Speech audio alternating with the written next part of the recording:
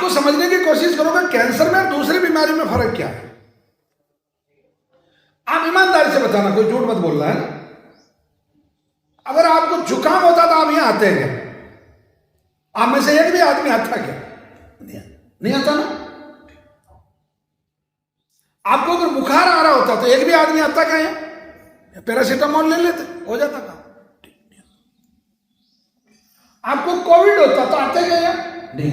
मैं बहुत सीधे शब्दों में समझा, 95 to 96% जो डिजीज है उन सभी डिजीज के लिए कोई ना कोई एक्सटर्नल कॉज होता है, बाहरी कारण होता है। उदाहरण के लिए कोविड, कोरोना मतलब वायरस है, हेपेटाइटिस बी वायरस है, HIV एड्स वायरस है, खुजली दाद फंगस है, TB बैक्टीरिया है, डेंगू मलेरिया मतलब मच्छर, और मच्छर जो एंटीजन लेके आ रहा है आपकी बॉडी के अंदर, जो बाहरी जो वायरस लेके आ रहा है या जो पदार्थ लेकर है, उल्टी दस्त हैजा मतलब आपको अमीबा, सिंगल सेल जो अमीबा है उसका कारण है।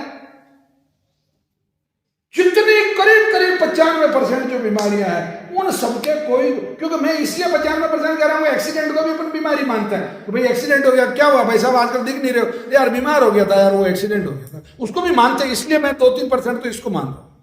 अब आते अपन कैंसर में सच बता रहा हूं एग्जैक्टली, कैंसर ना तो कैंसर का कोई जीवाणु, अंडाणु, विषाणु, कीटाणु, फफूंद, एक कोशिकीय जीव नहीं है। अंग्रेजी में समझना चाहो, कैंसर का कोई भी virus, fungus, bacteria, nematodes, aphid, jassid, thrips, fungus कुछ भी नहीं है।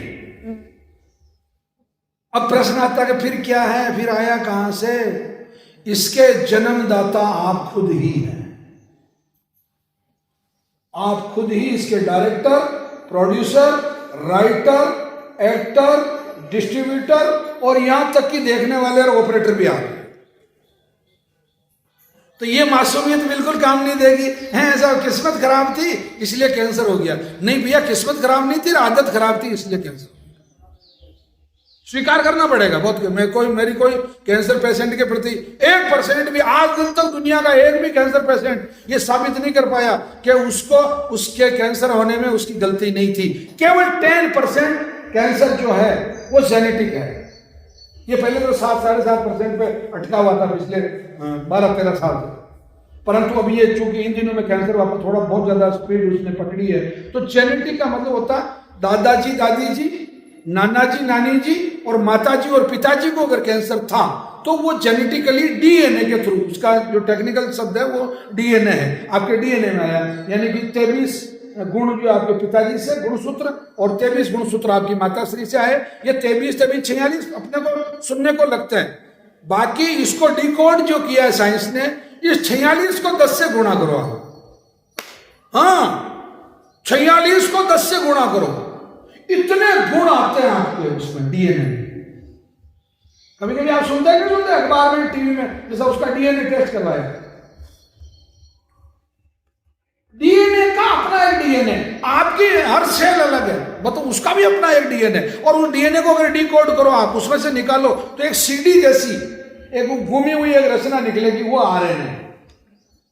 तो ये आपका आरएनए और डीएनए जो है ये केवल 10% जिम्मेदार है आपके पिताजी, माताजी, नानाजी, नानी जी, दादाजी, दादी जी से आप तक कैंसर लाने के लिए। और उस कैंसर का सीधा सा समाधान है, अगर अभी तक वो डिक्लेयर नहीं हुआ तो वो डिक्लेयर नहीं हो सकता। उसका इलाज मैं बता रहा हूं, वो सिंपल इलाज है।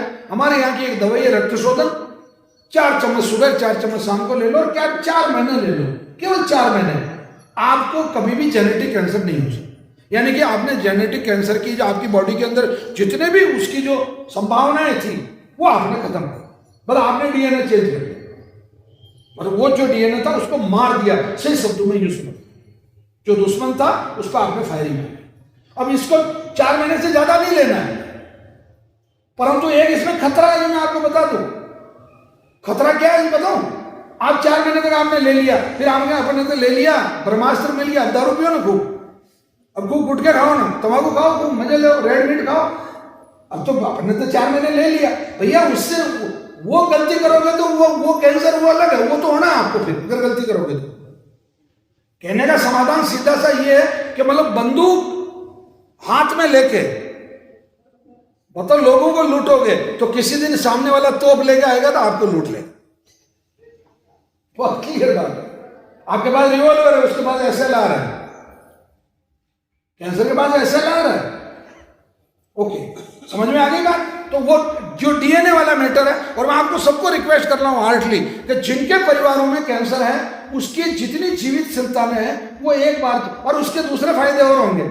चलो कैंसर तो नहीं हुआ, अच्छा भगवान नहीं होना चाहिए किसी को, परंतु जैसे उसके बाल काले होने लग जाएंगे, उसकी एंजाइटी खत्म हो जाएगी, कोई स्किन डिजीज है तो खत्म हो जाएगी, आंखों की रोशनी कम है तो वो सुधर जाएगी, और उस रक्त शोधन के और भी कई फायदे हैं जो आपको मिल जाने अपने आप ही। बुखार आता है कंटिन्यू तो खत्म हो जाएगा। आपकी बॉडी में कोई भी ऑटो इम्यून डिजीज है, किसी भी प्रकार की ऑटो इम्यून डिजीज है वो खत्म हो। ऑटो इम्यून का मतलब होता है ऐसी बीमारियां जिनका अब तक कोई कारण मालूम नहीं है, मतलब शरीर ही उन बीमारियों को पैदा करता है और शरीर ही उन बीमारियों को वापस खत्म भी करता है। तो ये रक्त शोधन आपका खत्म कर देगा, ये बेनिफिट हो गया आपको। अब आ जाते हैं अपन सिलसिलेवार तरीके से। तो ये कैंसर जो है इसकी जन्मस्थली है कोशिका, सेल, यहां ये पैदा होता है। ये आपके दिमाग में एक प्रश्न आना चाहिए कि साहब एक आदमी है जिसने जिंदगी भर बीड़ी सिगरेट पिया, उसको तो कैंसर नहीं हुआ फेफड़े का, और साहब मैंने तो पिया ही नहीं और मुझे हो गया। आता है ना दिमाग में। और ज्यादातर बचने का तरीका यही है, हाँ ये शुतुरमुर्ग वाली आदत है, मतलब किसी न किसी में तो दोष डालो ताकि साला खुद तो रात को आराम से सो सके। मतलब हाँ मेरा कुर्ता थोड़ा पीला तो आप कोशिश करेंगे मैं या तो बिल्कुल लाल पहन लूं या बिल्कुल सफेद पहन लूं, पर वेद जी से तो अलग दिखना। मतलब ये नेचर है, चोरी है। मैं तो मेरे पे एग्जांपल लेकर दे रहा हूं आपको, इसमें कोई बुरा मानने की नहीं।